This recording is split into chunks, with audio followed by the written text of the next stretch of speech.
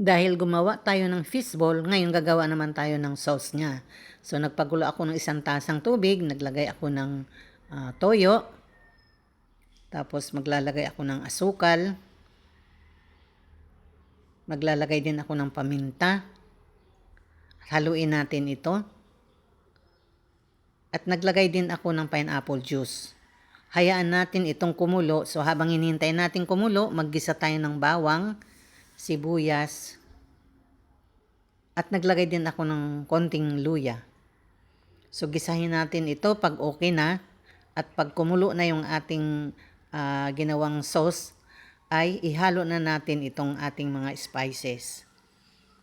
So hayaan natin kumulo, at pag kumulo na ito, lagyan na natin ito ng pampalapot. Naglagay din nga pala ako ng sili para medyo maanghang ng konti. Ngayon, ayan, so guys, kumulo na siya. Ilagay na natin yung pampalapot, harina at saka cornstarch yung pinaghalo ko.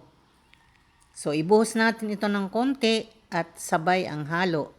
Tuloy-tuloy lang po ang halo para wag siyang mamuo.